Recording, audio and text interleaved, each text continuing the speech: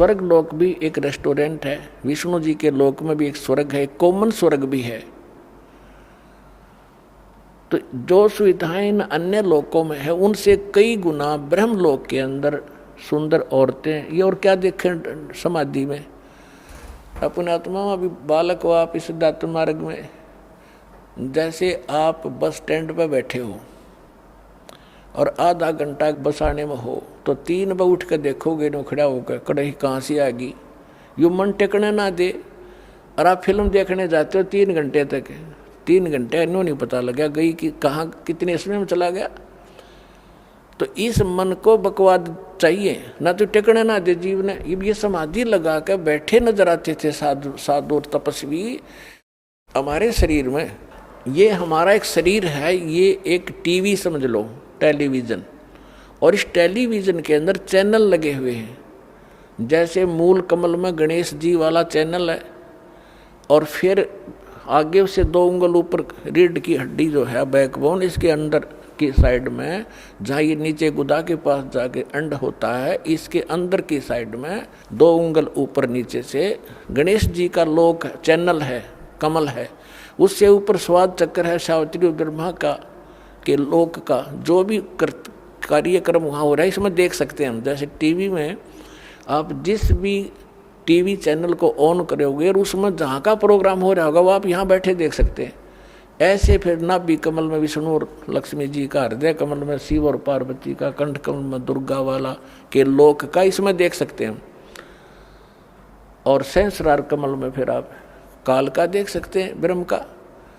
तो ये क्या होता है कि ये जब समाधिस्थ होते हैं तो पूर्व संस्कारित होते हैं, जो डले ढो रहे हैं, साधना कर रहे हैं, भटक रहे हैं बेचारे, तो सतयुग त्रेता द्वापर में वो पुण्यात्माएं जन्म लेती हैं जिनकी स्वाभाविक समाधि लग जाती है। प्रत्येक आदमी की बहुत अच्छी साधना होती है, उनकी पिछले संस्कारवश उनके कमल भी थोड़े थोड़े खुले होते हैं।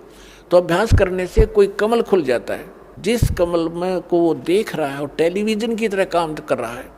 कहीं नाच हो रहे हैं, कहीं गाने हो रहे हैं, कहीं बाग बगीचे लहर फले फूले दिखाई देते हैं और फिर आगे घूमता रहता। तो ऐसे ये मन यहाँ तो बैठा दिखे, 10 वर्ष से बैठा है, इतने समय से बैठा है, और ऊपर वो देख रहा है, सैर सपट्टे कर रहा है। तो यहाँ इससे क्या होता है कि बैठने से एक भगवान के लिए बैठा है तो तप बन जाता है उतना उसका। और तप से राज मदमानम जन्म तीसरे शुक्र समानम, तपेश्वरी सो राजेश्वरी, राजेश्वरी सो नरकेश्वरी। तो ये मार्कंडे ऋषि उस ब्रह्मलोक में बड़े रेस्टोरेंट में, बम्बई आड़े कौन सा स्टार बोल रहे हैं, उसमें जा रहा था। और वो क्या है कि वहाँ पर तेरे जैसी तो उन नाचने वालों की बंदी थी, नौकरानियाँ थी, तुझे क्या देखूँ, तेरे से कोई और सुंदर है उसको भेज। तो उसने कहा उर्वशी ने कि मैं सबसे सुंदर मैं ही हूँ और इंद्र की पटरानी हूँ, सची मेरा नाम है, और आप मेरे साथ चलो इंद्रलोक में, मेरी इज्जत रह जाएगी, नहीं तो मुझे दुहागन करेंगे, मेरी हंसी करेंगे, मुझे सजा देंगे कि तू हार का आगी।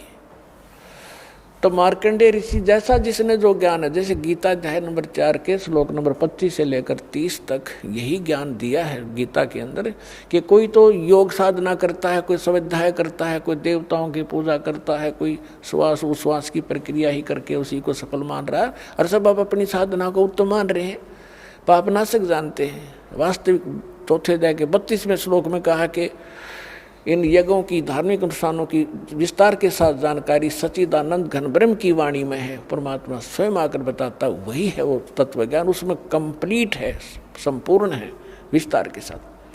तो वो ज्ञान ये दास आपको सुना रहा है। तो मार्कंडेय ऋषि ने यही सोच रखा था कि तय जो साधना करा सबसे उत्तम है ब्रह्मलोक की। तो मार्कंडेय ऋषि ने उस उर्वशी से कहा कि आप इंद्र की पटरानी है, 72 चतुर्युग तक इसका जीवन है, उसके बाद मरेगा, फिर तू क्या करेगी। उर्वशी ने कहा कि मैं 14 इंद्र वरूंगी, यानी ब्रह्मा जी के एक दिन में जितना पीरियड है तब तक मैं स्वर्ग की महारानी बनी रहूंगी। इंद्र मरता रहेगा, दूसरा आता रहेगा, वो मुझे पत्नी बनाता रहेगा। मेरा इतना समय है सुख का स्वर्ग का।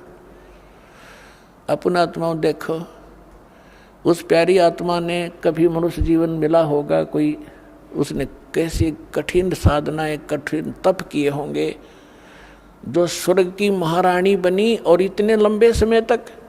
और अंत में क्या होगा इसका, इनको भी ज्ञान होता वहां जाने के बाद, लेकिन विकल्प नहीं था, क्योंकि कोई सतगुरु लगे न कान न भेंटे वो संतरे।